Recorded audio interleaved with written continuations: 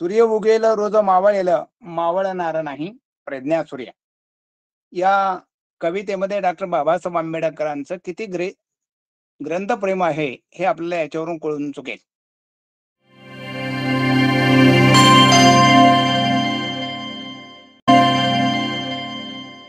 संविधान जागृती देशाची प्रगती या अंतर्गत विशेष ऑनलाईन व्याख्यानमाला या मालिकेचे आजचे पुष्प क्रमांक 1033 असून आज 1033 पुष्प आपण गुंफत आहोत. तसेच कार्यक्रमाचे आयोजक बहुजन हिताय बहुजन सुखाय ग्रुप शिक्रापूर, संविधान विश्लेषण समिती महाराष्ट्र व द्वारकामाई महिला व बाल कल्याण विकास संस्था त्रिवेणी नगर पुणे, सर्व आयोजकांचे तसेच आजच्या कार्यक्रमाचे प्रमुख वक्ते आदरणीय प्राध्यापक गौतम केरबा गायकवाड, शिक्षण MA MPhil नेट, खोलेकर महाविद्यालय आंबेजोगाई येथून सर आपल्याशी जोडलेले आहेत व आजचा त्यांचा विषय आहे डॉक्टर बाबासाहेब आंबेडकरांचे ग्रंथप्रेम. आजचा विषय अतिशय सुंदर आहे, खूप महत्वाचा आहे. तसेच आजच्या परिस्थितीत तरुण पिढीला खूप प्रेरणादायक आहे. म्हणून आजचा खूप सुंदर हा विषय घेऊन आलेले आजचे आपले वक्ते यांचं मी आज आपल्या कार्यक्रमामध्ये सहर्ष स्वागत करते, अभिनंदन करते. संविधान जागृती अंतर्गत व्याख्यानमाला आयोजक बहुजन हिताय बहुजन सुखाय, संविधान विश्लेषण समिती, द्वारकादास महिला बाल कल्याण मागासवर्गीय विकास संस्था, याबरोबरच याचे आयोजक असलेले कार्यकर्ते हर्षानंद सोनवणे, मुकेश गायकवाड, प्रास्ताविक करणारे मॅडम आणि त्याचबरोबर माझे मित्र आणि सर्व या व्याख्यानमालेला जोडलेले सर्व उपासक उपासिका, आदरणीय बंधू आणि भगिनींनो, आजचा विषय अत्यंत महत्वाचा आहे. या विषयाच्या अनुषंगाने आज आपल्याशी मी चर्चा करतो आहे. आपल्या सर्वांचंच या ठिकाणी वाचन झालेलं आहे. ग्रंथावर बाबासाहेबचं प्रेम किती हे आपल्या सर्वांना ज्ञात आहे. मी कवी तर आहेच, परंतु कवी असल्यामुळं पहिल्यांदा त्या विषयाच्या अनुषंगाने एक कविता आपल्या समोर मी ठेवतो आणि मग आपल्या व्याख्यानाला आपण सुरुवात करू. भीम आला झाला आधार, भीम गेला झाला अंधार, भीम राहील होईल उद्धार, भीम अंधारातील दिवा, गोड शिवकारून घ्यावा. म्हणजे भीम हे बाबासाहेब म्हणजे सूर्याचे सूर्य आहेत. सूर्य उगवतो परंतु तो मावळतो. ज्ञानाचा सूर्य मात्र कधीही मावळत नाही, तो सातत्यानं प्रकाश देत राहतो आणि उजळत राहताना आपल्याला दिसून येईल. त्या बाबासाहेबांच्या संदर्भामध्ये ग्रंथाच्या संदर्भामध्ये एका कवितेत मी असं म्हटलेलं आहे, ग्रंथ तेथे भीम वाचनात दंग, राहिले अभंग मस्तक भीमाचे. ग्रंथ तेथे भीम वाचनात दंग, राहिले अभंग मस्तक भीमाचे. ज्ञानाचे शस्त्र सर्वश्रेष्ठ अस्त्र, ज्ञानाचे शस्त्र सर्वश्रेष्ठ अस्त्र, भीमाचे ते धन अजरामर. विद्या हे धन राजगृह भांडार, त्यासाठी घर बांधले भीमाने. पुस्तकाने भरले मस्तक भीमाचे, पुस्तकाने भरले मस्तक भीमाचे. ज्ञानाने नमिवले जगालाही, अज्ञानाच्या वाती पेटवल्या भीमाने. सज्ञान केले बहिष्कृत भारतास. ज्ञानिवंत ऐसा जगी तोड नाही, ऐसा ज्ञानिवंत होणे नाही. सूर्य उगेल रोज मावळेल, मावळणार नाही प्रज्ञा सूर्य. या कवितेमध्ये डॉक्टर बाबासाहेब आंबेडकरांचं किती ग्रंथप्रेम आहे हे आपल्याला याच्यावरून कळून चुकेल. पुस्तक हे बाबासाहेबांचं मस्तक होतं आणि ते संपूर्ण मस्तक कुणाचंही हस्तक ना झाल्यामुळे त्यांच्या समोर जग सारं नतमस्तक होतं. बाबासाहेबांना जग हे ज्ञानाचं सिंबॉल मानत असताना आपल्याला दिसून येईल आणि या ज्ञानाच्या सिंबॉलमुळे, या ज्ञानिवंतामुळे जग सारं आजही नतमस्तक बाबासाहेबांच्या समोर होताना आपल्याला दिसून येईल. बाबासाहेब हे जगातील सर्वश्रेष्ठ अशा प्रकारचे विद्वान, विद्यार्थी दशेपासून ते शेवटपर्यंत बाबासाहेब हे ज्ञानाचे उपभोक्ते, ज्ञानाची सातत्यानं ज्ञान उपासना करणारे होते. विद्येची उपासना अखंड पर्यंत करत राहिले आपल्याला दिसून येईल. बाबासाहेब ज्ञानाचे सागर होते, ज्ञानाचे भांडार होते, ज्ञानाचे विद्यापीठ होते. ज्ञानतृष्णा ही आयुष्यभर वाचन करूनही बाबासाहेबांची क्षमलेली नाही. वाचन किती वाचावं इतकं वाचून सुद्धा या ज्ञानसागराच्या या नदीमध्ये आता कुठेतरी मी गुडघ्या पाण्यामध्ये थांबलो आहे. ही बाबासाहेबांची प्रचंड विद्वत्ता असून सुद्धा ही नम्रता ही आपल्याला दिसून येते आहे. आपल्या ज्ञानाने, आपल्या वाचनाने, आपल्या लेखणीने, आपल्या वाणीने विविध क्षेत्रामध्ये बाबासाहेबांनी आपलं वर्चस्व निर्माण केलेलं आपल्याला दिसून येईल. आणि म्हणूनच शाहू महाराजांनी डॉक्टर बाबासाहेब आंबेडकरांना ज्ञानाचे राजे असं म्हटलेलं आहे. ही फार मोठी पदवी शाहू महाराजांनी दिलेली आपल्याला दिसते. आणि म्हणून बाबासाहेब आंबेडकर जगातील एक ज्ञानाचे शुंभल समजले जातात. या जगातील विद्यापीठामध्ये प्रचंड ज्ञान घेऊनही आता कुठे मी गुडघ्या पाण्यामध्ये उभा आहे असं बाबासाहेबांनी म्हटलंय. म्हणजे ज्ञान हे जगातील सर्वश्रेष्ठ साधन हेच बाबासाहेबांच्या जवळ होतं. विद्वत्ता ही सर्वश्रेष्ठ असल्यामुळे ते ज्ञानाच्याच आधारे या जगामध्ये क्रांती बाबासाहेब करू शकले. आणि जे माणसं माणसात नव्हते त्या माणसाला माणसात बाबासाहेबांनी आणलं. आणि ज्ञान हे क्रांती करू शकते म्हणून बाबासाहेबांनी आपल्याला एक हाक दिली, शिका. शिका, संघटितपणे संघर्ष करा. शिका एक हाक दिल्याच्या नंतर हा शोषित असणारा वर्ग मोठ्या प्रमाणामध्ये शिक्षणाच्या प्रवाहामध्ये येऊन शिकू लागलेला आपल्याला दिसतो आहे. अलीकडे अनेक माणसं म्हणतात की लोक वाचत नाहीत. तर ज्ञान हे जगातील सर्वश्रेष्ठ एकच साधन बाबासाहेबांच्या समोर पुढे आपल्याला दिसून येत आहे. आणि याच्या आधारे एक फार मोठी क्रांती या ठिकाणी झालेली आपल्याला दिसते. आणि म्हणून दुसरं कुठलंही साधन बाबासाहेबांच्या जवळ आपल्याला दिसून येत नाही. ना त्या काळाची सत्ता दिसून येत नाही, त्या काळाचा फार मोठा समाजी पाठीशी आपल्याला दिसून येत नाही. त्या ज्ञानाच्या बळावर माणूस नसणाऱ्या माणसाला बाबासाहेबांनी माणसामध्ये आणलेला आपल्याला दिसून येईल. आणि हा ज्ञानाचा प्रकाश सूर्यापेक्षाही जास्त गतीने पडताना आपल्याला दिसतो आहे. आणि हा सर्वत्र पडतो आहे. आणि म्हणून जिथे जिथे सूर्य पोहोचत नाही तिथे सुद्धा ज्ञानाचा प्रकाश जाताना आपल्याला दिसतो. आणि म्हणून शिक्षणातून, ग्रंथालयातून, अनुभवातून, बाबासाहेबांनी वाचनातून हे ज्ञान मिळवलेलं आपल्याला दिसून येईल. आणि म्हणून एक बाबासाहेब शिकले म्हणून लाखो लोक, कोट्यावधी लोक शिकलेले आहेत, वाचलेले आहेत आणि प्रचंड वाचन करत आहेत. मी आता एक उदाहरण या अनुषंगाने देत होतो की अलीकडे वाचन लोक वाचत नाहीत असं म्हणत आहेत. अमळनेर अखिल भारतीय मराठी साहित्य संमेलन भरलेलं होतं. या मराठी साहित्य संमेलनामध्ये जे बुक स्टॉल लावलेले होते विक्रेत्याने, त्यांची पुस्तकं फारशी विकलेली नाहीत म्हणून त्यांनी शासनाला एक विनंती केली होती की आमच्या दुकानाचं भाडं आपण माफ करावं. हे अखिल भारतीय साहित्य संमेलनाच्या बाबतीत घडलेलं आहे. आणि याच बरोबर दीक्षाभूमी किंवा 6 डिसेंबरला चैत्यभूमीला, मागच्या दीक्षाभूमीला जवळपास 10 कोटीची पुस्तकं विकली गेली होती. आणि पुस्तकाची गठुडे घेऊन अनेक माणसं जात होती. याचा अर्थ बाबासाहेबांनी शिका म्हणल्यामुळे हा समाज प्रचंड प्रमाणामध्ये आजही शिकतो आहे आणि वाचन करतो आहे. ज्या लोकांची पोटं भरली गेलेली आहे त्यांना वाचनाची गरज नाही. या समाजाला बदल घडवून आणायचा असल्या कारणामुळं वाचनामध्ये प्रचंड प्रमाणामध्ये उतरलेलं आपल्याला दिसून येतात. आणि हे फार मोठं एक साधन बाबासाहेबांनी आपल्याला दिलेलं आहे. आणि म्हणून कोट्यावधी समाज हा वाचन करताना आपल्याला दिसतो. बाबासाहेबांनी सगळं ऐकून बाबासाहेबांच्या अनुषंगाने जर आपण बघायला लागला तर बाबासाहेबांच्या वडिलांनी आपल्या मुलीच्या दागिने मोडून सुद्धा बाबासाहेबांना पुस्तक आणून दिलेले आहेत. आणि बाबासाहेब सातत्याने वाचताना आपल्याला दिसून येतात. मुंबईला परळ चाळीमध्ये मराठी शाळेमध्ये घातले, नंतर एल्फिस्टन कॉलेजमध्ये 10वी होऊन पुढे 1912ला पदवीधर झाले. 1913ला लंडनला उच्च शिक्षणाला गेले. 1817ला मुंबईला पुन्हा, 1920ला परदेशामध्ये, आणि 1913 ते 25 या पर्यंत बाबासाहेबांनी सगळं शिक्षण घेतलेलं आपल्याला दिसून येईल. आणि हे शिक्षण घेतल्याच्या नंतर पुढचं शिक्षण घेण्यासाठी मग केळुस्कर गुरुजी असतील, दत्तोबा पवार असतील, शाहू महाराज असतील, सयाजीराव गायकवाड असतील, यांनी शिष्यवृत्ती बाबासाहेबांना मिळवून दिली. तर छत्रपती शाहू महाराजांनी शिक्षणासाठी बाबासाहेबांना सर्वाधिक सहाय्य केलेलं आपल्याला दिसून येईल.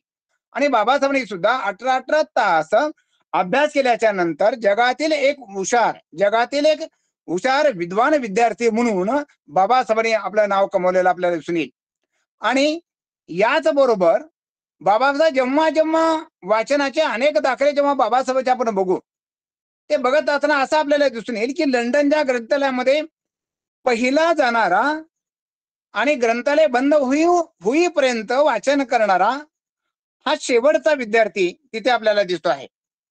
याचबरोबर आपण या अनुषंगाने बघत असताना बाबासाहेबांनी पुस्तकावर किती प्रेम करावं. बाबासाहेबांनी पुस्तकावर प्रचंड प्रेम केलेलं आहे. आपल्या लेकराने बायकोपेक्षा जास्त प्रेम केलेलं आहे. पुस्तके वाचून मस्तक समृद्ध होतं आणि ते समृद्ध झालेले मस्तक हे कुणापुढे बाबासाहेबांचं आजपर्यंत हस्तक झालेलं आपल्याला दिसून येत नाही. आणि म्हणून बाबासाहेबांची स्वतःची 1,00,000 पुस्तकं होती असं राजन गवस यांच्या पुस्तकामध्ये माझ्या वाचनात आलेलं आहे. 1,00,000 पुस्तकं होती आणि 40,000 ग्रंथ वाचून बाबासाहेबांनी त्याच्यावर मार्किंग केलेली आहे. खरं तर आपण राजगृहामध्ये कुणीतरी याचं आपण हे दाखले सगळे जमा केले पाहिजे ना. त्याची एक सूची बाबासाहेबांनी वाचलेल्या ग्रंथांची सूची निर्माण करता येते का, ही एकदा कुणीतरी ते काम आपण हाती घ्यायला पाहिजे. आणि ती सूची बघा, बाबासाहेबांनी 1,00,000 पुस्तकं आणि 40,000 पुस्तकावर केलेली मार्किंग हे लोकांच्या समोर आलं पाहिजे. अशी बाबासाहेबांची या पुस्तकाच्या आधारे आपल्याला विद्वत्ता कळून येते. त्याचबरोबर भारतीय संविधान लिहित असताना बाबासाहेबांनी 750 पुस्तकं वाचलेली आहेत असं माझ्या वाचनात आलेलं आहे. म्हणून छत्रपती शाहू महाराजांना ज्ञानाचे राजे म्हटले ते बरोबर आहे. आणि या ज्ञानाच्या आणि बुद्धीच्या जोरावर डॉक्टर बाबासाहेब आंबेडकरांनी जगाला नमवल्यामुळे बाबासाहेबांना जगातील ज्ञानाचे प्रतीक मानले जाताना आपल्याला दिसून येईल. आणि म्हणून बाबासाहेबांचे चरित्र असेल, चारित्र्य असेल, आचार असेल, विचार असेल, उच्चार हे सर्व शुद्ध होते असे आपल्याला दिसून येईल. एक सर्वश्रेष्ठ बुद्धिमान ज्ञानिवंत म्हणून त्यांच्याकडे बघितलं जाताना आपल्याला दिसून येईल. केवळ त्यांनी पुस्तकाशी नातं जोडलेलं होतं. बाबासाहेबांनी प्रारंभापासून शेवटपर्यंत पुस्तकाशी जोडलेलं नातं कधीही त्यांनी तोडलेलं आपल्याला दिसून येत नाही. ग्रंथाने त्यांच्या जीवनाला दिशा दिली आहे. ग्रंथावर प्रेम करणारा असा ग्रंथप्रेमी विद्वान या जगामध्ये अजून तरी झालेला नाही. बाबासाहेबांना ग्रंथ वेड्याचा ग्रंथ म्हणावं लागलं. खरं तर ग्रंथ त्यांचा जीव की प्राण होता असं आपल्याला दिसून येईल. आयुष्यभर माणसाने शिकलं पाहिजे, आयुष्यभर माणसानं वाचलं पाहिजे, आयुष्यभर विद्यार्थी असलं पाहिजे, ही भूमिका बाबासाहेबांची होती. आणि म्हणून ज्ञानाच्या समुद्रामध्ये अखंड पोहणारे एक ग्रंथराज म्हणून बाबासाहेबांकडे बघता येतात.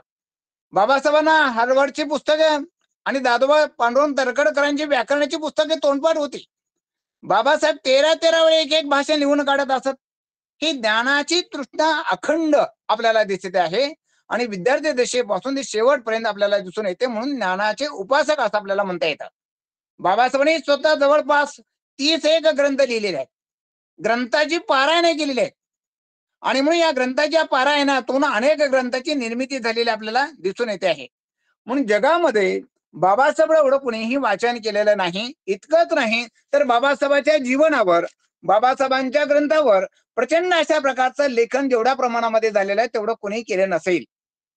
त्याचबरोबर बाबासाहेबांनी पोटाच्या भुकेपेक्षाही ज्ञानाची भूक, वाचनाची भूक क्षमवण्यासाठी आयुष्य घालवलेलं आपल्याला दिसून येईल. आणि म्हणून पुस्तक प्रेम हे बाबासाहेबांचं सर्वाधिक आपल्याला दिसून येईल. याबरोबरच जिथे जिथे ग्रंथ आपल्याला दिसतील तिथे तिथे आपल्याला बाबासाहेब दिसतात. तिथे तिथे वाचनामध्ये दंग राहिलेले आपल्याला दिसून येतात. जिथे ग्रंथालय तिथे बाबासाहेब आपल्याला दिसतात. जिथं पुस्तकं तिथं बाबासाहेब आपल्याला दिसतात. म्हणजे पुस्तकाची मैत्री, पुस्तकांचा सखा, सतत वाचत राहणारे एक विद्वान म्हणूनच आपल्याला बाबासाहेबांकडे बघता येतात. आणि म्हणून एका ठिकाणी प्रल्हाद केशवात्रेने असं म्हटलेलं आहे की आंबेडकर एवढा प्रचंड बुद्धीचा, विद्वत्तेचा आणि कर्तृत्वाचा दुसरा एकही माणूस आज आम्हाला दिसत नाही. याही पुढे जाऊन त्याने असं म्हटलेलं आहे की आंबेडकरांच्या अथांग विद्वत्तेची, विचाराची अद्याप भारताला पुष्कळ ओळख व्हायची आहे. ती ज्या दिवशी होईल त्या दिवशी त्यांच्या कर्तृत्वाची जगाला साक्षात्कार त्यांच्या कर्तृत्वाचा होईल असं अत्रेने म्हटलेलं आपल्याला दिसून येईल. म्हणजे तर बाबासाहेबांची विद्वत्ता याच्यावरून आपल्याला कळते. बाबासाहेब आयुष्यभर पुस्तकाच्या सहवासामध्ये वावरले. ते कुठेही गेले आणि पुस्तके त्यांना दिसली की ते पुस्तके घेऊन येत असत. पुस्तक कुठेही गेल्यावर पुस्तकं घ्यायचं, ग्रंथालयामध्ये जायचे, तिथे पुस्तकं चाळायचं. सातत्यानं पुस्तकासाठी नवी नवी दुकाने चालत असत. पुस्तके विकत घ्यायचे, पुस्तकं वाचायचे. ते सदान कदा वाचत बसलेले आपल्याला दिसून येतात. म्हणजे पुस्तकाच्या सहवासामध्ये वावरणारे एकमेव बाबासाहेब आपल्याला दिसून येतात. ग्रंथ हा माझा गुरु आहे असं त्यांनी म्हटलेलं आहे. माझे सांगाते आहेत, माझा प्राण आहे. मी ग्रंथावर स्वतःच्या मुला इतकेच प्रेम करतो. माझ्या जीवापेक्षाही पुस्तकांना अधिक मी जपतो. तो माझा अनमोल अशा प्रकारचा ठेवा आहे.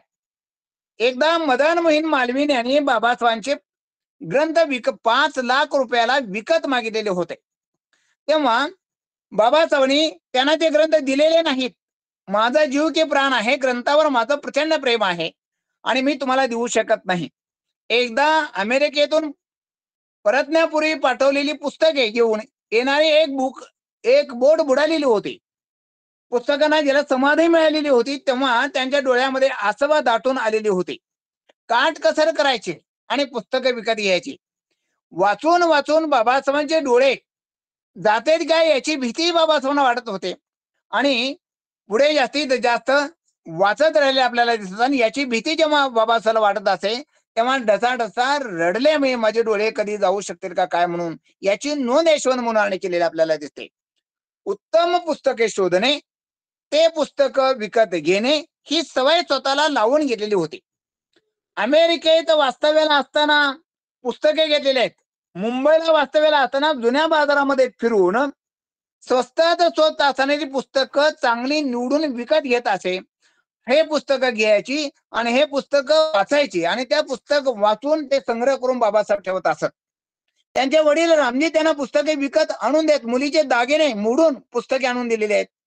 ताण बुक हरवून बाबासाहेब 18 तास जर वाचन करत असतील तर किमान आपल्या विद्यार्थ्यांनी, आपल्या जे भीम म्हणणाऱ्या या मुलाने किमान दररोजचे 4 तरी तास आपण कमीत कमी वाचन केलं पाहिजे.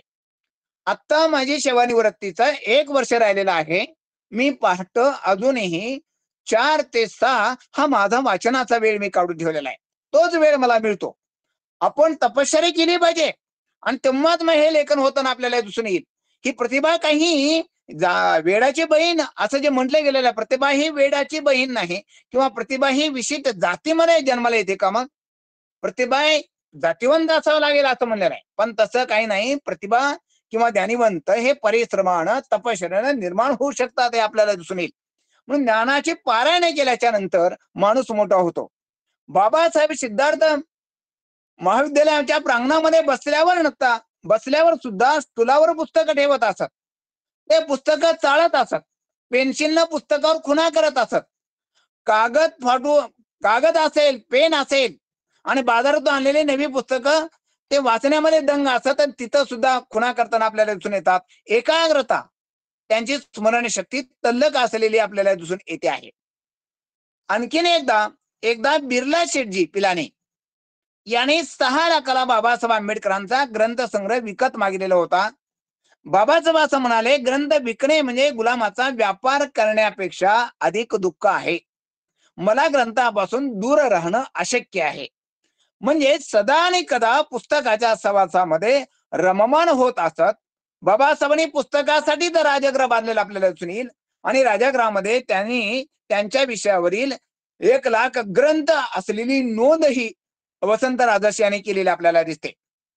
तिथे कायद्याची 8,500 पुस्तकं, राजकारणावरची 5,500 पुस्तकं, इतिहासावरची 3,500 पुस्तकं, धर्मावरची 2,500 पुस्तकं, साहित्यावरची 1,800 पुस्तकं, अर्थशास्त्रावरची 1,600 पुस्तकं, तत्वज्ञानावरची 900 पुस्तकं आणि युद्धशास्त्रावरची 500 पुस्तकं, शिल्पशास्त्रावरची 4,500 पुस्तकं, इतर 125 असे 1 लाख पुस्तकांची नोंद राजन गवस यांनी केलेली आपल्याला दिसते. म्हणजे बाबासाहेब सातत्यानं वाचन प्रचंड प्रमाणामध्ये करत असताना आपल्याला दिसून येतात. आपल्या आयुष्याची बहुसंख्य असणारा वेळ किंवा कमाई ही बाबासाहेबांनी पुस्तकावर अधिकाधिक खर्च केलेला आपल्याला दिसते आहे. एकदा दिलीपने माझ्या पुस्तकावर बंदी आले तर मी गोळ्या घालून, हे तुम्हाला सर्वांना ज्ञात आहे. आणि म्हणून एकदा 4 ऑक्टोबर 1930 ला व्हाईसरॉय ऑफ इंडिया बोटीने गोलमेज परिषदेला जाण्यासाठी मुंबईला आले. तेव्हा लंडनला पोहोचण्यासाठी 15 ते 20 दिवस लागतात. जास्त वेळ आहे आणि मग ग्रंथ वाचता येतील म्हणून बाबासाहेबांनी ग्रंथांच्या पेट्या सोबत घेतलेल्या वसंत मुन यांनी आपल्या चरित्रामध्ये त्याची नोंद केलेली आपल्याला दिसते. लंडनला असताना वेळ काढून जुन्या बाजारामध्ये जाऊन पुस्तके तिथेही खरेदी करत असत. नवीन पेट्या पुस्तके VM पवार यांच्या सोबत मुंबईला देऊन पाठवलेली होती. एक पेटी शोभत सोबणीस सोबत यांच्या दिलेली याची नोंद वसंत मुने यांनी केलेली आपल्याला दिसते. वसंत मुने हे बाबासाहेबांच्या अभ्यासाचे फार मोठे अभ्यासक आहेत. बाबासाहेब जिथे जातील तिथे पुस्तके घेत असत, पुस्तकं जमवत असत, पुस्तकं वाचत असत. पुस्तकाच्या व्यतिरिक्त एकमेव जगातला माणूस आपल्याला दुसरा दिसत नाही. बाबासाहेब बघितले की पुस्तक दिसणार, बाबासाहेब बघितले की वाचत बसलेले दिसणार. पुस्तकाचे नातं बाबासाहेबांनी प्रारंभापासून शेवटपर्यंत ठेवलेलं आपल्याला दिसून येईल. एकदा न्यूयॉर्कला असताना फावल्या वेळामध्ये जुन्या पुस्तकाच्या दुकानामध्ये जाऊन अनेक पुस्तकं विकत आणलेली आहेत. सुमारे 2000 पुस्तके भारतात जाणाऱ्या एका मित्राकडे सोपवून ते लंडनला निघाले. काही दिवसांनी भारतात आल्यावर त्यांच्या हाती थोडी पुस्तकं लागलेली आहेत. पुस्तकांची ओढ आयुष्यभर आहे. बॉम्बे कौन्सिलकडे पाठवलेल्या 1915च्या पत्रावरून आपल्याला दिसेल, फिरोज शाह मेहता स्वातंत्र्य सेनानी मृत्यू पावल्याच्या नंतर त्यांचं स्मारक उभारण्यापेक्षाही त्यांच्या नावाने एक सार्वजनिक ग्रंथालय, सार्वजनिक वाचनालय आपण उभं केलं पाहिजे हे बाबासाहेबांनी सुचवलेलं आपल्याला दिसून येईल. म्हणजे बाबासाहेबांच्या पुस्तकावर, कपड्यावर, पेन याच्यावर अधिक निष्ठा, अधिक प्रेम होता असं आपल्याला दिसेल. एकदा न्यूयॉर्कच्या ग्रंथालयामध्ये वाचत बसले असताना त्यांना भूक लागली आणि त्यांनी पाव बटर खाल्लेलं सगळ्याला माहित आहे. आणि तिथल्या ग्रंथपालांना बघितल्याच्या नंतर त्यांनी बाबासाहेबांना शिक्षा दिली. आता कुठे मला ग्रंथालयाच्या बाहेर काढतात बसू देणार नाही म्हणून बाबासाहेब म्हणाले, मला काही शिक्षा द्या, कोणतीही द्या, पण मला ग्रंथालयातून बाहेर काढू नका. तुम्ही नियम पाळलेले नाहीत, आता तुम्हाला आता आम्ही शिक्षा करू असं म्हणल्याच्या नंतर आता कुठे मला ग्रंथालयात बसू देत नाहीत असं बाबासाहेबांनी चिंता होती. पण ग्रंथपालांनी या ठिकाणी येण्याची बंदी घातलेली नाही. तुम्हाला शिक्षा एकच की दररोज दुपारी आता तुम्ही माझ्या सोबत जेवण करायचं आहे. आणि बाबासाहेबाला त्यांनी सोबत घेऊन जेवण केलं ना. बाबासाहेबाला वाचण्यासाठी तिथे ती लायब्ररी मोकळी ठेवली. बाबासाहेबांना फार आनंद त्या काळामध्ये वाटलेला आहे. आणखीन एक बऱ्याच गोष्टी आपल्याला सांगता येतील. 1920 साली लंडन मध्ये बॅरिस्टर होण्यासाठी गेले होते, तेव्हा त्यांच्या अनेक ग्रंथाशी घनिष्ठ बाबासाहेबांचे संबंध आलेले आहेत. लंडन विद्यापीठ असो, जनरल लायब्ररी असो, गोल्डन स्मिथ लायब्ररी असो आणि इंडिया ऑफिस लायब्ररी असो, या ग्रंथालयामध्ये ते बाबासाहेब दिवसभर बसून वाचत असत. याच्या नोंदी वाना कुबेर यांनी आपल्या चरित्रामध्ये करून ठेवलेल्या आहेत. आणि न्यूयॉर्कला असताना त्यांनी 2000 पुस्तके खरेदी केलेली होती. दुसऱ्या गोलमेज परिषदेला जाताना सुद्धा 32 खोक्यातून पुस्तके भारतात पाठवून दिलेल्या नोंदीही कुबेर यांनी केलेल्या आहेत. पुस्तके त्यांचे जिवलग मित्र होते. पुणे येथे इंटरनॅशनल बुक डेपो आहे. डेक्कन बुक डेपोच्या जवळ ते उभे राहिले आणि पुस्तके त्यांनी काढायला सुरुवात केली. त्या पुस्तकाच्या दुकानामध्ये गेले, अनेक पुस्तकं चाळत असत, काढत असत, जमा करून ठेवत असत. बाबासाहेबांचा देहभान हरपून गेलेला आहे आणि बुक डेपोच्या समोर माणसांची प्रचंड गर्दी जमलेली आहे. कारण बाबासाहेबांचं दर्शन घेण्यासाठी लोकांना प्रचंड गर्दी केलेली आहे आणि बाबासाहेब पुस्तकं बघण्यामध्ये दंग झालेले आहेत असं आपल्याला दिसेल. म्हणजे बाबासाहेब किती पुस्तकामध्ये गडून जात असत हे जगावेगळ्या अशा प्रकारचं प्रेम बाबासाहेबांचं पुस्तकावर आपल्याला दिसून येईल. ग्रंथ वाचण्याने माणस शाणी होतात, दुसऱ्याला शाणी करतात. व्यक्तीची, समाजाची, राष्ट्राची उंची त्याच्यामुळे वाढत असते. आणि बाबासाहेबांच्या या वाचनामुळे बहिष्कृत भारत हा प्रबुद्ध भारत झाला आणि अज्ञानी असणारी प्रचंड कितीतरी लोक सज्ञानी झालेले आपल्याला दिसून येतात. आणि म्हणून ग्रंथानं माणसं शहाणी, ज्ञानिवंत होतात. लाखो लोक बाबासाहेबांच्या या सगळ्या शिका या हाकेमुळे आणि वाचनामुळे शहाणे झालेले आपल्याला दिसून येतात. समाजाच्या वैचारिक जडणघडणीचा पाया ग्रंथ असतात. ग्रंथावरून, वाचनावरून, वैचारिक वाचनावरून त्या देशाची संस्कृती करते. भारतीयांचं दारिद्र्य बाबासाहेब आंबेडकरांनी घालवलेलं आपल्याला दिसून येईल. ते एका ठिकाणी असं म्हणतात, मला या जगामध्ये ग्रंथापेक्षा अधिक प्रिय असे दुसरे कोणी नाही. ग्रंथ माझा जीव, ग्रंथ माझा प्राण. जिथे ग्रंथ तिथे सौख्य, जिथे ग्रंथ तिथे स्वर्ग नांदतो असे म्हटलेले आहे. म्हणजे कोणत्याही घराची आणि देशाची उंची वाचनावरून कळते, ज्ञानसंग्रहावरून कळते. ज्याच्या घरामध्ये पुस्तकाची कपाट असतात त्याचे घर सपाट होत नसतात.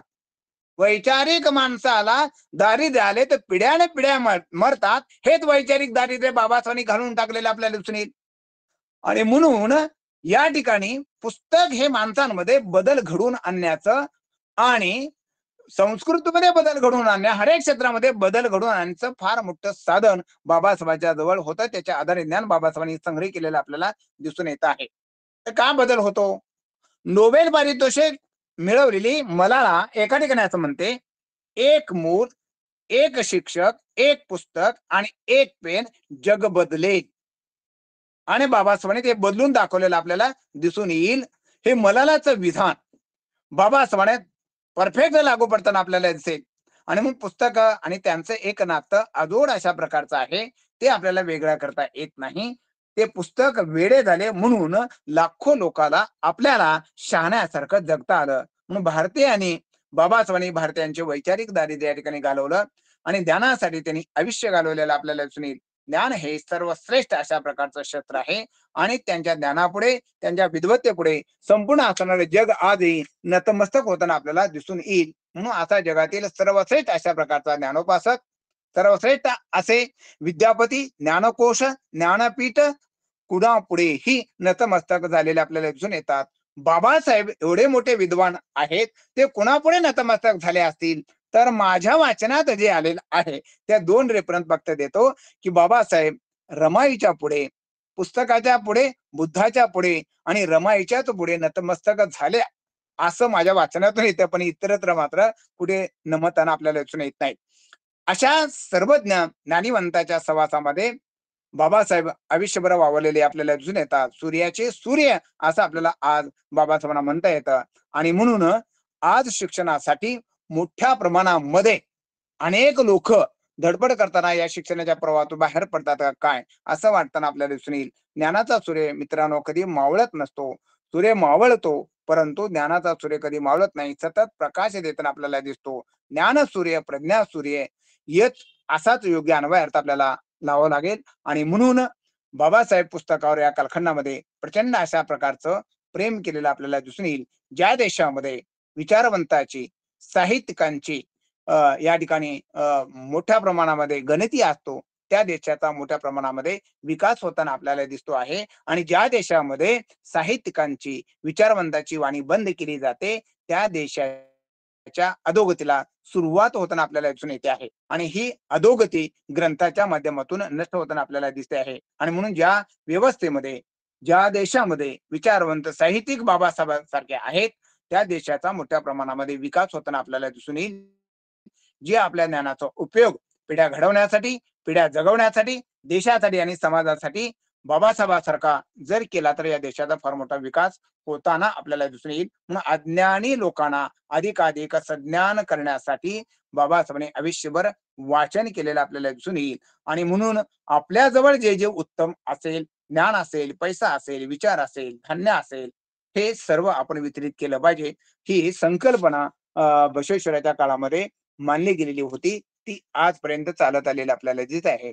साहित्य संमेलनामध्ये अशी पुस्तकं जी आपल्या चैत्यभूमीमध्ये किंवा दीक्षाभूमीमध्ये विकले जातात, ती इतरत्र कुठेही विकले जाताना आपल्याला दिसून येत नाहीत.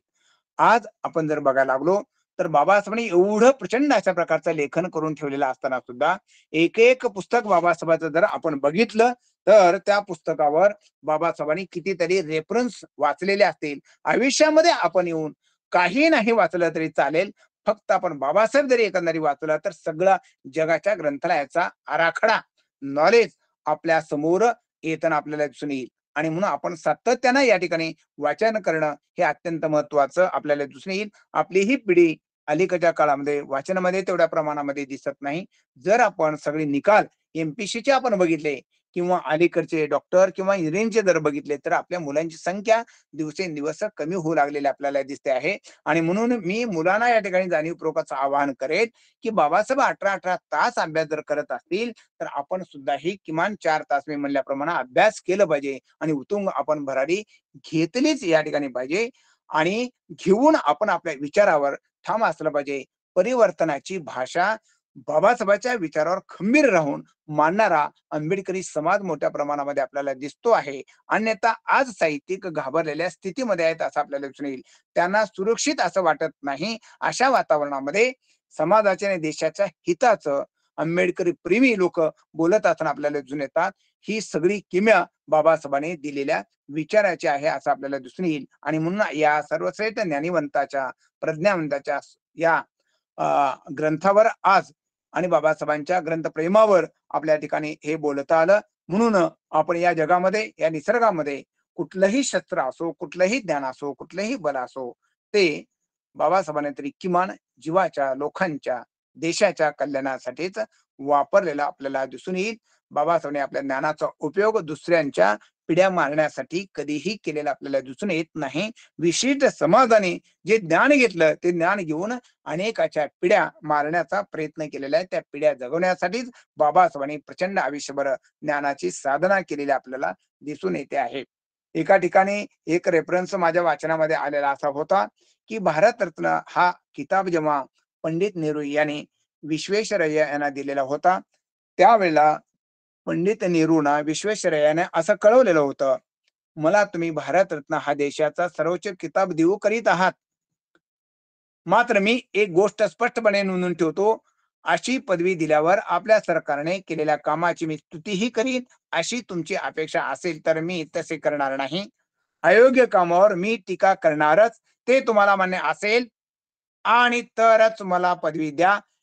हे परखड अशा प्रकारचे मत नेहरूंना आवडले होते आणि म्हणून देशाची प्रगती झाली. आज असं चित्र आहे का? जर आपण बघायला गेला तर असं चित्र आज आपल्याला दिसून येत नाही.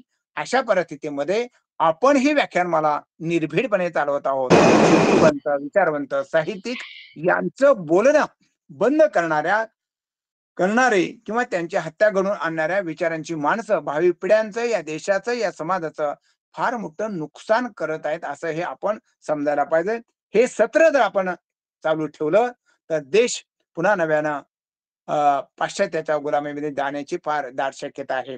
अशा या सगळ्या काळामध्ये हे ज्ञानावंताची परंपरा आपण या व्याख्यानाच्या मालेतून, हजाराच्या पुढे व्याख्यानाच्या मालेतून चालू ठेवलेली आहे. ही वैचारिक गुलामी लोकांना अज्ञानामध्ये एक ठेवू बघते आहे. आपण अज्ञानातून दिवसेंदिवस मुक्त करण्यासाठी ही सगळी अखंड परंपरा आपण चालू ठेवलेली आहे. आणि म्हणून बाबासाहेबांनी शिका म्हटले, कोट्यान कोटी लोक शिकू लागलेले आहेत. दीक्षाभूमीमध्ये पुस्तकाचे गटुडे घेऊन जातात, चैत्यभूमीवर पुस्तकाचे गटुडे लोकांवर घेऊन लोक जाऊ लागले आहेत.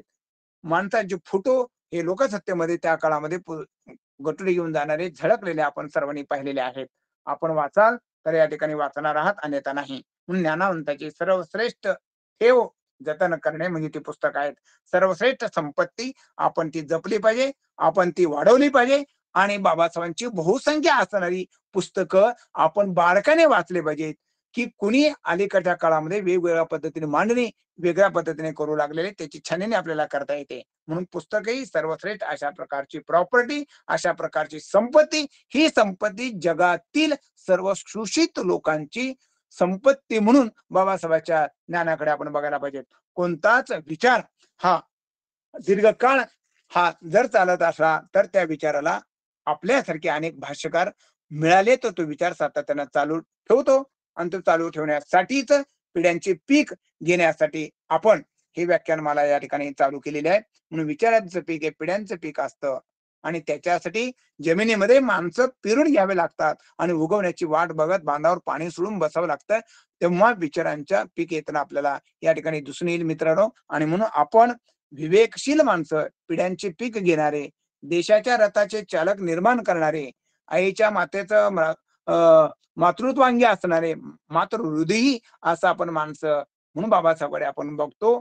आणि मग शिक्षकांना आज उद्या पुढेही अशा विचारवंतांना सन्मान मिळत असणं आपल्याला दिसतो आहे. बाबासाहेबांच्या ज्ञानामुळे आपल्याला ताकद किती मिळालेली असेल किमान. मी तुम्हाला एका कवितेमध्ये असं मी लिहून ठेवलं होतं, पॅरालिसिस होऊन पडलेली माणसं सुद्धा प्रस्थापितांच्या कव्हरेज क्षेत्रात येत नाहीत. पॅरालिसिस होऊन पडलेली माणसं सुद्धा प्रस्थापितांच्या कव्हरेज क्षेत्रात येत नाहीत. आज कितीही डोस दिले तरी सुन्न पडत नाहीत. कोणत्याही मोसमात जागेच कसे चाले, कोणत्याही मोसमात जागेच कसे चाले, हे बुद्ध फुले आंबेडकरी विचाराचं सोनकत किती दिवस जमिनीचं कस टिकवून ठेवणार आहे. हे बुद्ध फुले आंबेडकरी विचाराचे सोनखत किती दिवस जमिनीचा कच टिकवून ठेवणार आहे आणि वाढवणार आहेत बोधी वृक्ष. ही बोधी वृक्षाची झाडे कुठेही कोणत्याही जमिनीत पाणी नसले तरी वाढतात कसे साले आणि तोडले तरी पुन्हा पुन्हा फुटून डेरेदार होतात. या बोधी वृक्षाच्या बुडाशी कोणते टॉनिक आहे? या बोधी वृक्षाच्या बुडाशी कोणते टॉनिक आहे? त्याचं उत्तर आहे डॉक्टर बाबासाहेब आंबेडकर. प्रज्ञावंत प्रज्ञावंत एक माणूस शिकला म्हणून आज आपण सर्वजण शिकवत आहोत आणि हजारो लोक शिकत असताना आपल्याला दिसून येतात. आणि म्हणून आपण या बाबासाहेबांचा आदर्श घेऊन आपण वाचलं तर वाचणार. घरात स्वतःची वाचण्याची रूम असली पाहिजे. पुस्तकाचं एखादं कपाट असलं पाहिजे. जिथे पुस्तकं असतात तिथं सौख्य नांदत असं आपल्याला दिसून येईल. म्हणून पुस्तक वाचल्यानं माणसं ज्ञानी होतात, अनुभवी होतात, शहाणी होतात.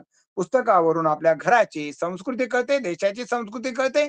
आणि म्हणून आपण किमान महिन्याला वर्षाला काही पुस्तकं घेण्यासाठी थोडं तरी बजेट काढून ठेवायला पाहिजे. म्हणून पुस्तके घेण्यासाठी जसं बाबाचं बजेट काढून ठेवत असत तसं आपण बजेट काढून ठेवायला पाहिजे. किंवा आपण आर्थिकतेतून सुद्धा थोडे थोडे पैसे काढून पुस्तक घ्यायला पाहिजे. आणि पालकांनी सुद्धा जसं बाबासाहेब बाना रामजी सपकाळ पुस्तकं आणून देत होते, लेखीचे दागिने घाण ठेवून पुस्तके आणून देत होते, पालकांनी सुद्धा ही पुस्तकं आज मुलांना वाचण्यासाठी अशी पुस्तकं आणून देण्याची सुद्धा गरज आहे. पालकांनी दिले पाहिजे आणि पुस्तकं आपण सुद्धा खरेदी केली पाहिजेत. पुस्तके घेण्यासाठी वर्षाला वेगळं बजेट काढून ठेवावं. वाचन कक्षामध्ये कुणालाही जाऊ देऊ नये आणि दिलं तर पुस्तकं परत घ्यावे. कुणालाही पुस्तकं देऊ नये. वाचायला घेऊन गेलेले पुस्तकं लोक परत करत नाहीत. आपण परत ते केली पाहिजेत, आणली पाहिजेत. म्हणून ज्यांना खरेच वाचण्याचं वेड आहे ते पुस्तकं विकत घेऊन लोक वाचत असतात. दुर्मिळ पुस्तकं या ठिकाणी आपण मिळाली पाहिजेत, मिळवली पाहिजेत, झेरॉक्स काढून घेतली पाहिजेत. तसं पुस्तकं देणं आणि घेणं हा व्यवहार आपण चालू तर ठेवलाच पाहिजे, परंतु आपला विश्वास पूर्णपणे असला पाहिजे. आणि म्हणून पुस्तकावर आपण यापुढं बाबासाहेबांसारखं अधिक प्रेम आपण केलं पाहिजे. आणि पुस्तकानं ज्याचं घर भरलेलं असते त्याला काही कमी पडत नाहीत. डीटी आम्ही अशा अनेक माणसं अशा आहोत की आम्ही महिन्याला पुस्तकं विकत घेतो आणि 4-6 महिन्याला एखादं तरी पुस्तक आम्ही बाहेर काढतच असतो. म्हणून आता पुस्तकाने माणसांची रूम आपण भरली पाहिजे. माझ्याकडे खरं तर या रूम मध्ये पुस्तकं ठेवायला ही जागा नाही, ही तपश्चर्या आहे मित्रांनो. म्हणून नेहमी चांगल्या पुस्तकाच्या शोधामध्ये आपण असलं पाहिजे. पुस्तकं घेतली पाहिजेत, मिळवली पाहिजे, ती वाचली पाहिजेत. तरच आपला विकास होताना आपल्याला दिसून येतो. वाचलं तर वाचाल. पुस्तकं वाचण्याने नवीन काहीतरी आपल्याला सुचतं, नवीन काहीतरी आपल्याला मिळतं आणि पुस्तकाने आपण पूर्णपणे भरून गेलं पाहिजे. म्हणून पुस्तक ही आपली संस्कृती आहे. जीवनाला कलाटणी मिळते आहे आणि जीवनाला कलाटणी मिळून माणसाचं जीवन अधिक सुंदर होताना आपल्याला दिसून येईल. बाबासाहेबांनी पुस्तके सिद्धार्थ कॉलेजला दिली गेलेली होती आणि म्हणून शेवटी आपण ही पुस्तकं वाचल्याच्या नंतर आपण आपल्या विचाराच्या ग्रंथालयाला किंवा अन्य ठिकाणी जिथं वाचक भरपूर आहे त्याला सुद्धा ते आपण पुस्तके दान दिली पाहिजेत. रावसाहेब मंडलिक यांनी फर्ग्युसन कॉलेजला पुस्तकाच्या भेटी दिलेल्या होत्या. बाबासाहेबांनी सिद्धार्थ कॉलेजला काही पुस्तकं दिलेली आहेत. असे अनेक पुस्तकं सुद्धा ग्रंथालयाला आपण भेट दिली पाहिजेत. वाचणे आपण सातत्यानं चालू ठेवले. पुस्तकातील माणसं ही खरंच आपल्याला त्रास देत नाहीत. पुस्तकातील माणसं माणसाला मूर्ख बनवत नाहीत. पुस्तकातली माणसं माणसाला फसवत नाहीत. पुस्तकातली माणसं माणसाला वाईट मार्गाला लावत नाहीत. आपले कोणतेही पुस्तक वाचल्यामुळे नुकसान होत नाही. म्हणून रोज काहीतरी वाचलं पाहिजे आणि वाचून आपण माणूस झाला पाहिजे. वाचनानंच माणसाची मस्तकं या ठिकाणी घडत असतात, घडली जातात. म्हणून शिका या एका हाकेला ओ देऊन आपण या ठिकाणी बाबासाहेबांच्या वाटेवर गेलं पाहिजे आणि तेवढंच ग्रंथावर आपण प्रचंड प्रेम केलं पाहिजे. जाता जाता मी एक रेपण दादून देतो. तुम्ही आता वाचाल तरच याच्या पुढे आपण वाचणार आहोत. कोणत्याही काळामध्ये सगळीच पुस्तकं काही बाहेर भेटत नाहीत. एक मेमसाहेबा होती. ती मेमसाहेबा रोज बाजारामध्ये जायची, कपडे खरेदी करायची आणि गाडीत बसायची आणि निघून यायची. एके दिवशी ती कारच्या जवळ येते आहे. त्या कारला खटखट करते आहे. कारचा ड्रायव्हर काही उघडत नाही. ती थोडा वेळ उघडतो आणि थोड्या वेळाने उघडल्याच्या नंतर ती त्याला विचारते, एवढा कशामध्ये दंग झालेला आहे? त्यावेळेला तो कारवाला असा सांगतो की मी हे पुस्तक वाचत आहे. कोणतं पुस्तक वाचत आहे?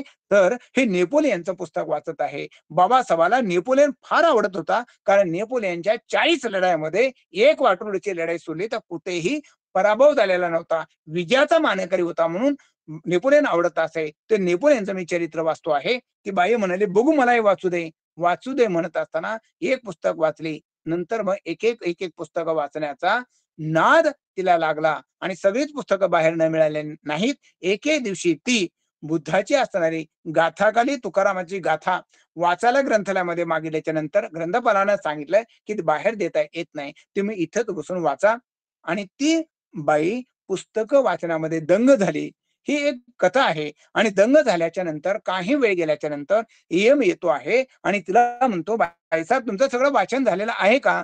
ती म्हणते, "नाही बाबा, अजून एक 10 पानं राहिलेली आहेत." "ठीक आहे, मी तोपर्यंत बाहेर बसतो. तुमचं वाचन होऊ द्या." आणि मग पुन्हा थोड्या वेळाने येतो आहे. "वाचन बाईसाहेब झालं का?" "नाही, अजून 4 पानं राहिलेली आहेत." मग तो म्हणतो, "तुमचं वाचन झाल्यानंतर मी घेऊन जातो. तुमचं सगळं वाचन होऊ द्या." आणि मग वाचन हे माणसाला जिवंत ठेवण्याचं फार मोठं साधन आहे आणि तेच शेवटी शिल्लक राहताना आपल्याला दिसून येईल. बाबासाहेबची पुस्तकं ही आपली प्रॉपर्टी आहे. ही प्रॉपर्टी जगामध्ये सर्वश्रेष्ठ आहे आणि हे ग्रंथावर बाबासाहेबांनी जेवढं प्रेम केलं, आपणही तेवढंच या ठिकाणी प्रेम करायला पाहिजे आणि वाचनाची परंपरा, ही संस्कृती जगामध्ये बाबासाहेबांकडून आपल्याला मिळालेली आहे. आपण त्या वाटेवर निश्चितपणे पावलं टाकत जाचाल म्हणून अशी या ठिकाणी मी अपेक्षा करतो आणि आज आपण मला या ठिकाणी बोलण्याची संधी आपण दिली. ज्यांना कुणाला थोडासा अधिक अजून वाचायचं असेल, त्यांनी डॉक्टर बाबासाहेब आंबेडकर आणि आंबेडकरी साहित्य या पुस्तकामध्ये ग्रंथावरचं प्रेम आणि बाबासाहेब ज्ञानोपासक हे 2 आर्टिकल त्याच्यामध्ये अवश्य आपण वाचावं. कुणाला काही चर्चा करायची असेल तर आपण या ठिकाणी करूया. या ठिकाणी मी थांबतो. आजही लोकं वाचत आहेत हे खरं आहे. आपली वाचण्याची भूक या ठिकाणी शमली नाही पाहिजे. परंतु अजूनही प्रचंड प्रमाणामध्ये आपण वाचलं पाहिजे. आपली ओळख तीच आहे. जी माणसं जी माणसं दुर्डी, काठी घेऊन जात होती, जी माणसं गवताचे भारे घेऊन जात होती, ती माणसं दीक्षाभूमीला आणि चैत्यभूमीला पुस्तकाचे गटुडे डोक्यावर घेऊन जात आहेत. ही आपली मित्रांनो संस्कृती आपण अशीच टिकवलंय, तर जगामध्ये आपण कुठल्याही काळामध्ये आपला पराभव होऊ करू शकत नाही. अशा विद्वानांच्या पोटी, विद्वानांच्या कुळात आपला जन्म झालेला आहे आणि ज्ञान हेच सर्वश्रेष्ठ अशा प्रकारचं साधन बाबासाहेबांनी तुम्हाला आम्हाला दिलेलं आपल्याला दिसून येईल. आपणही त्यांच्याप्रमाणेच पुस्तकावर प्रेम करावं अशी या ठिकाणी अपेक्षा करून सर्वांना जय भीम करून या ठिकाणी मी थांबतो.